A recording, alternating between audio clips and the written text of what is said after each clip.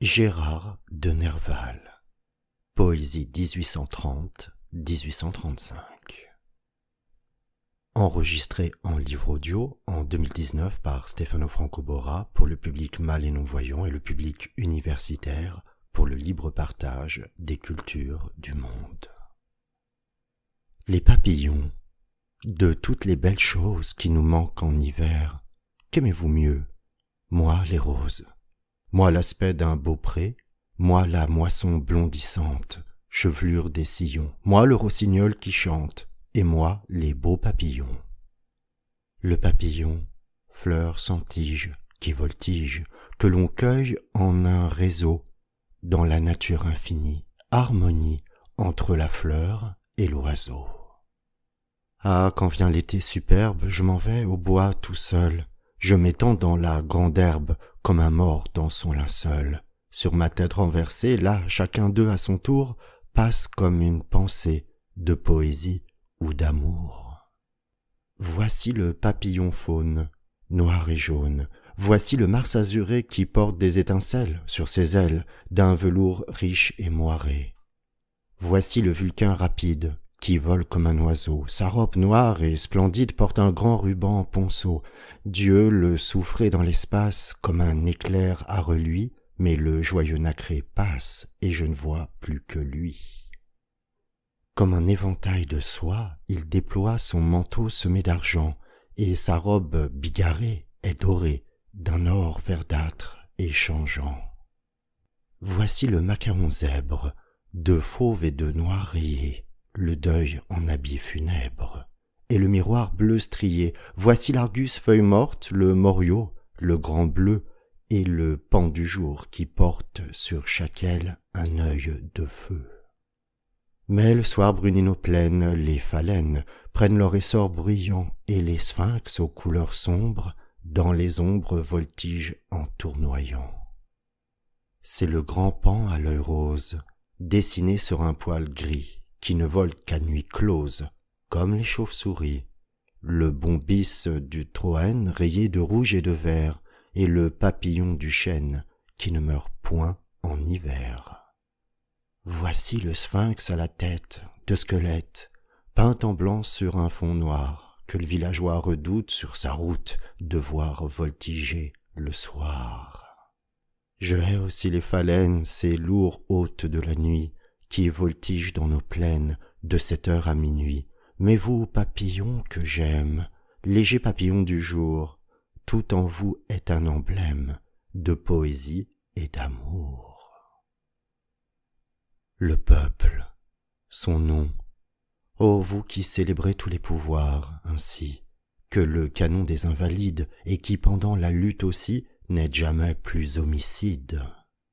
Les temps sont accomplis, le sort s'est déclaré, des Francs sous les Gaulois, l'orgueil enfin s'abaisse, le coq du peuple a dévoré les fleurs de lys de la noblesse. À présent paraissez, à la tête des rangs, cherchez quelques héros à proclamer très grands, mais entre tous les noms que le siècle répète, un seul reste à chanter. Cherchez encore un nom, plus noble qu'Orléans, plus beau que Lafayette et plus grand que Napoléon. Sa gloire, le peuple, trop longtemps on a vu dans l'histoire, pour l'œuvre des sujets que les rois admiraient, les arts dédaignaient une gloire qui n'avait point d'habit doré. À la cour seule étaient l'éclat et le courage, et le bon goût et le vrai beau. Les habits déchirés du peuple et son langage faisaient rougir la muse et souillaient le pinceau. Combien ce préjugé s'efface! Nous avons vu le peuple et la cour face à face, elle ameutant en vain ses rouges bataillons, lui sous leur feu cruel marchant aux Tuileries, elle tremblante et vile avec ses broderies, lui sublime avec ses haillons. Sa force, c'est que le peuple aussi, malheur à qui l'éveille, lorsque paisible il dort sous la foi des serments, il laisse bourdonner longtemps la tyrannie à son oreille. Il semble Gulliver environné de nains, voyé par des fils innombrables des milliers de petites mains, fixer ses membres redoutables. Ils y montent enfin, triomphent, le voilà, bien lié, que faut-il pour briser tout cela? Qu'il se lève, déjà de ses mains désarmées, il lutte avec l'effort où gît la trahison, et son pied en passant couche à bas les armées, comme les crins d'une toison. Sa vertu. Je crois le voir encore, le peuple aux Tuileries, alors que sous ses pas, tout le palais trembla. Que de richesses étaient là, étincelantes pierreries, trône, manteau royal sur la terre jeté, colliers, habits, cordons oubliés dans la fuite, enfin tout ce qu'avait la famille proscrite, de grandeur et de majesté. Et bien de ces trésors, rien, pour lui qui le tente, de les fouler aux pieds sa fureur se contente. Et dans ce grand château d'où les valets ont fui, partout sans rien détruire, il regarde, il pénètre, montrant qu'il est le roi, montrant qu'il est le maître, et que tout cela c'est à lui. Son repos. Non, rien de ces trésors qu'il voit avec surprise ne le tente. Il confie à des princes nouveaux la couronne qu'il a reprise, et puis retourne à ses travaux. Maintenant, courtisans de tout prince qui règne, accourez, battez-vous, traînez-vous à genoux pour ces oripeaux qu'il dédaigne et qui ne sont faits que pour vous. Mais lorsque des grandeurs vous atteindrez le fait, n'ayez point trop d'orgueil d'être assis sur sa tête. Et craignez de peser sur lui trop lourdement, car tranquille au plus bas de l'immense édifice, pour que tout au-dessus penche et se démolisse, il ne lui faut qu'un mouvement. À Victor Hugo, les doctrinaires. 1. Oh, le 28 juillet, quand les couleurs chéries, joyeuses voltigeaient sur les toits endormis, après que dans le Louvre et dans les Tuileries, on eût traqué les ennemis. Le plus fort était fait, que cette nuit fut belle, près du retranchement par nos mains élevées, combien nous étions fiers de faire sentinelle, en foulant le sol dépavé. Ô nuit d'indépendance et de gloire et de fête, rien au-dessus de nous, pas un gouvernement n'osait encore montrer la tête. Comme on se sentait fort dans un pareil moment, que de gloire, que d'espérance, on était d'une taille immense et l'on respirait largement. 2. Ce n'est point la licence, hélas, que je demande, mais si quelqu'un alors nous eût dit que bientôt, cette liberté-là, qui naissait toute grande, on la remettrait au maillot, que des ministres rétrogrades, habitants de palais encore mal lavés, du pur sang de nos camarades, ne verraient dans les barricades qu'un dérangement de pavés. Ils n'étaient donc point là, ces hommes qui, peut-être, apôtres en secret d'un pouvoir détesté, ont en vain renié leur maître depuis que le coq a chanté. Ils n'ont point vu sous la mitraille marcher les rangs vengeurs d'un peuple désarmé, au feu de l'ardente bataille, leur œil ne s'est point allumé. 3. Quoi? L'étranger, riant de tant de gloire vaine, de tant d'espoir anéanti, quand nous lui parlerons de la grande semaine, dirait « Vous en avez menti ». Le tout à cause d'eux, au point où nous en sommes, du despotisme encore. Oh non, à bas les petits hommes, nous avons vu Napoléon. Petit, tu l'as bien dit, Victor, lorsque du Corse, ta voix leur évoquait le spectre redouté, montrant qu'il n'est donné qu'aux hommes de sa force de violer la liberté. C'est le dernier, on peut prédire que jamais nul pouvoir humain ne saura remuer ce globe de l'Empire qui l'emprisonnait dans sa main. 4. Et quand tout sera fait, que la France indignée aura bien secoué les toiles d'araignée, que des fous veulent tendre encore, ne nous le chante plus, Victor, lui que nous aimons tant, hélas, malgré ses crimes, qui sont, par une vaine et froide majesté, d'avoir répudié deux épouses sublimes, Joséphine et la liberté. Mais chante-nous un hymne universel immense, qui par France, Belgique et Castille commence, hymne national pour toute nation, que seul à celui-là la liberté t'inspire, que chaque révolution tende une corde de ta lyre. 16 octobre 1830. En avant, marche! En avant, marche, amis, c'est notre cri d'attaque. De départ, de conquête, il a retenti loin, aux plaines blanches du Cosaque, aux plaines jaunes du Bédouin. Les peuples, nos voisins, l'ont dans l'oreille encore, car sous le drapeau tricolore, il les guida contre le tsar. Lorsque leur légion à nos succès fidèles, de l'aigle immense était les ailes, le jour d'Austerlitz et plus tard. La grande armée enfin se remet en campagne. Accourez, nation, sous sa triple couleur, que la liberté joue et gagne. La revanche de l'empereur, en avant en marche, est-il une cause plus belle? La Pologne encore nous appelle, il faut écraser ces tyrans. Une neige perfide en vain ceint leurs frontières. Prenons le chemin que nos frères ont pavé de leurs ossements. En avant marche la Belgique, toi notre sœur de liberté. Viens pour cette guerre héroïque, la première à notre côté. Et si tu sais dans quelle plaine, un jour 10 rois ivres de haine ont voulu pousser au tombeau la France, lâchement frappée, aiguise en passant ton épée au monument de Waterloo. En avant marche l'Italie, les sépulcres de tes héros, alors que la liberté crie, ont de magnifiques échos. Longtemps tu leur fermas l'oreille, mais puisqu'enfin tu te réveilles, vient ton opprobre est effacé, ce jour au vieux jour se rattache, et les vivants ne font plus tâche au sol glorieux du passé. En avant marche l'Allemagne, hurrah les braves écoliers par la cendre de Charlemagne. Voulez-vous être les derniers? Les âmes sont-elles glacées au pays des nobles pensées et de la foi des anciens temps? Non, notre feu si communique et le vieux chêne teutonique reverdit avant le printemps. Sommes-nous là, tous? Déjà brille pour nous accompagner toujours le beau soleil de la Bastille et d'Austerlitz et des 3 jours.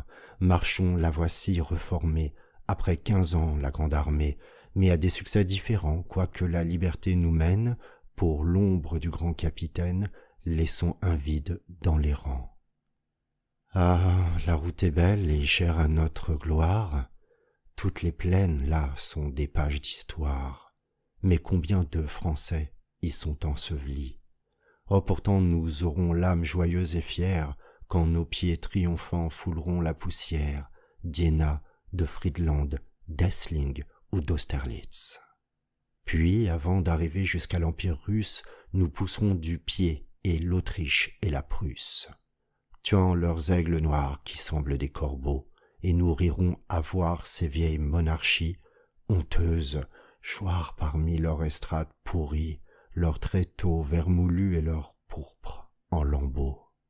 Et l'apercevez-vous, mes amis, qui, sans cesse sur la pointe des pieds haletante se dressent, la Pologne, pour voir si nous n'arrivons pas, enfin notre arc-en-ciel à l'horizon se montre. Ah, le voyage est long, frère, quand on rencontre un trône à renverser sous chacun de ses pas. Nous voici. Dans nos rangs, vous savez votre place. Braves de Pologne, accourez. Maintenant attaquons dans ces remparts de glace le géant et marchons serrés, car il faut en finir avec le despotisme. Ceci, c'est une guerre, et non de ces guerres d'enfants où brillait l'héroïsme de Louis-Antoine de Bourbon. Mais une guerre à mort, et des batailles larges avec des canons par milliers, où viendront se heurter en effroyables charges des millions de cavaliers. Guerre du chaud au froid, du jour à l'ombre, guerre où le ciel dira ses secrets, et telle qu'à coup sûr les peuples de la terre n'en oseront plus faire après. Là, 15 ans de vengeance entassés et funestes éclateront comme un obus, et coucheront à bas plus d'hommes que la peste ou que le choléra morbus. Là le sang lavera des affronts sanguinaires, et sur nos batailles éparses, nous croirons voir toujours les ombres de nos frères flotter comme des étendards. 2. Que dis-je? Hélas, hélas, tout cela c'est un rêve à jamais effacé. L'autocrate est vainqueur, le niveau de son glaive sur notre Pologne a passé. c'est en vain qu'à la voir tomber faible et trahie, la honte nous montait au cœur. En vain que nous tendions de toute sa longueur la chaîne infâme qui nous lie. Mais c'est fini. L'éclat dont notre ciel brillait s'évanouit. Le temps se couvre. La gloire de la France est enterrée au Louvre avec les martyrs de Juillet.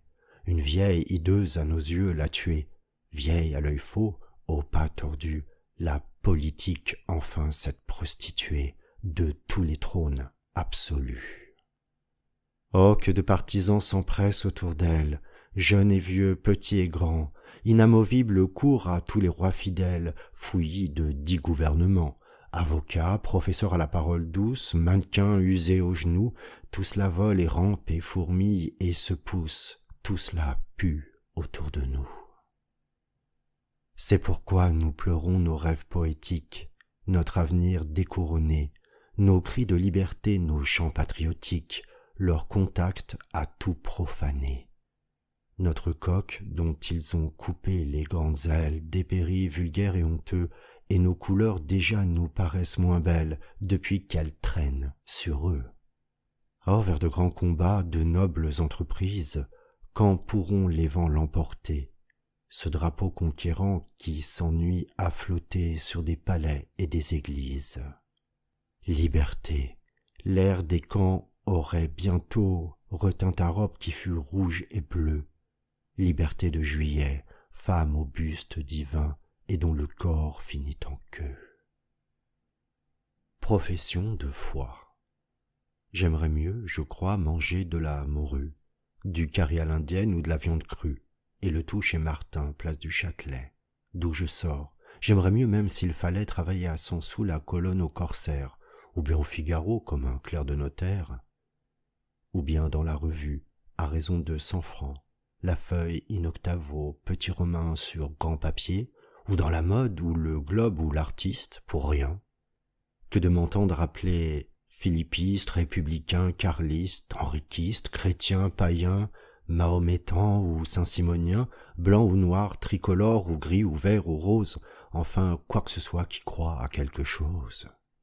C'est qu'il faut être aussi bête à manger du pain, rentier, homme du jour et non du lendemain, garde national, souscripteur ou poète, ou tout autre animal à 2 pieds et sans tête, pour ne pas réfléchir qu'il n'en est au monde rien qui vaille seulement les 4 fers d'un chien, que la société n'est qu'un marais fétide, dont le fond sans nul doute est seul pur et limpide, mais où ce qui se voit de plus sale, de plus vénéneux et puant, va toujours par-dessus. Et c'est une pitié, c'est un vrai fouillis d'herbes jaunes, de roseaux secs épanouis en gerbes, troncs pourris, champignons fendus et verdissants, arbustes épineux croisés dans tous les sens, fanges vertes, mousseuses et grouillantes d'insectes, de crapauds et de vers qui de rides infectent, la sillonne le tout parsemé d'animaux, noyés et dont le ventre apparaît noir et gros. Que sais-je encore, il vient de ces moments de crise où le marais se gonfle et s'agite et se brise. Le fond vient par-dessus, clair et battant les bords, pour creuser une issue et s'épandre au dehors. Il se fait étang, lac, torrent, puis tout se calme et redevient marais. La fin en général me paraît toujours la même, et la nature aussi des choses montre bien qu'il en doit être ainsi. Cette perception m'est seulement venue depuis 7 à 8 mois que j'ai vu, toute nue, l'allure des partis, et sur cet autre point, des croyances que j'ai connues qu'il n'en est point, de bonnes ni n'en fut, ce qui m'a la logique des Saint-Simoniens démontrée sans réplique, et j'y comprends la leur. Donc, comme j'ai fort bien dit plus haut, maintenant je ne crois plus à rien, hormis peut-être à moi. C'est bien triste, et sans doute en venir à ce point est chose qui me coûte. J'ai fait ce que j'ai pu, pour qu'errant au hasard, mon âme autour de moi s'attacha quelque part. Mais comme la colombe hors de l'arche envoyée, elle m'est revenue, à chaque fois mouillée, traînant l'aile, sentant ses forces s'épuiser, et n'ayant pu trouver au monde où se poser. Cour de prison. Dans Sainte-Pélagie d'une aile rélargie, où rêveur et plaintif, je vis captif. Pas une herbe ne pousse et pas un brin de mousse, le long des murs grillés et bien taillés. Oiseau qui fend l'espace et toi brise qui passe sur l'étroit horizon de la prison. Dans votre vol superbe, apportez-moi quelque herbe, quelque grammant mouvant, sa tête au vent, qu'à mes pieds tourbillonne une feuille d'automne, peinte de 100 couleurs, comme les fleurs. Pour que mon âme triste sache encore qu'il existe une nature, un Dieu, dehors ce lieu. Oui, faites-moi la joie qu'un instant je revois quelque chose de vert avant l'hiver. Audelette, 1832. La malade. Oh, quel doux chant m'éveille, près de ton lit je veille. Ma fille, et n'entends rien, rendors-toi ces chimères. J'entends dehors ma mère, un cœur aérien. Ta fièvre va renaître, ces chants de ma fenêtre semblent s'être approchés. Dors, pauvre enfant malade, va, point de sérénade, les amants sont couchés. Les amants, que m'importe, un nuage m'emporte, adieu le monde, adieu. Maman, ces sons étranges, c'est le concert des anges qui m'appelle à Dieu. Le soleil et la gloire. Quiconque a regardé le soleil fixement croit voir devant ses yeux danser obstinément, partout, à terre, au ciel, une tache livide. Ainsi bien jeune encore et plus audacieux, je vis briller la gloire et j'y fixais les yeux. Hélas, c'en était trop pour mon regard avide. Depuis, m'importunant comme un oiseau de deuil, partout sur quelque objet que j'arrête mon œil, je la vois se poser aussi, la tache noire. Quoi? Partout entre moi sans cesse et le bonheur. Oh, c'est que l'aigle seul, malheur à nos malheurs, contemple impunément le soleil et la gloire. Noble et valet, ces nobles d'autrefois dont parlent les romans, ces preux à front de bœuf à figure dantesque, dont les corps charpentés d'ossements gigantesques semblaient avoir au sol racines et fondements. S'ils revenaient au monde et qu'il leur prit l'idée de voir les héritiers de leur nom immortel, race de Laridon encombrant les autels, des ministres rampant avides et dégradés, êtres grêles, abusques, plastrons et faux mollets, certes ils comprendraient alors ces nobles hommes que depuis les vieux temps au sang des gentilshommes, leurs filles ont mêlé bien du sang de valets. Le réveil en voiture. Voici ce que je vis. Les arbres sur ma route fuyaient mêlés ainsi qu'une armée en déroute, et sous moi, comme ému par les vents soulevés, le sol roulait des flots de glèbes et de pavés. Des clochers conduisaient parmi les plaines vertes, leurs hameaux aux maisons de plâtre recouvertes, en tuiles qui trottaient ainsi que des troupeaux de moutons blancs marqués en rouge sur le dos. Et les monts enivrés chancelaient, la rivière, comme un serpent boa sur la vallée entière, étendue s'élançait pour les entortiller. J'étais en poste, moi, venant de m'éveiller. Le relais. En voyage, on s'arrête, on descend de voiture, puis entre deux maisons, on passe à l'aventure. Des chevaux, de la route et des fouets étourdis, l'œil fatigué de voir et le corps engourdi. Et voici tout à coup, silencieuse et verte, une vallée humide et de lilas couverte, un ruisseau qui murmure entre les peupliers, et la route et le bruit sont bien vite oubliés. On se couche dans l'herbe et l'on s'écoute vivre. De l'odeur du foin vert à loisir on s'enivre, et sans penser à rien, on regarde les cieux. Hélas, une voix crie « En voiture, messieurs !» Une allée du Luxembourg. Elle a passé, la jeune fille, vive et preste comme un oiseau, à la main une fleur qui brille, à la bouche un refrain nouveau. C'est peut-être la seule au monde dont le cœur au mien répondrait, qui, venant dans ma nuit profonde, d'un seul regard l'éclaircirait. Mais non, ma jeunesse est finie.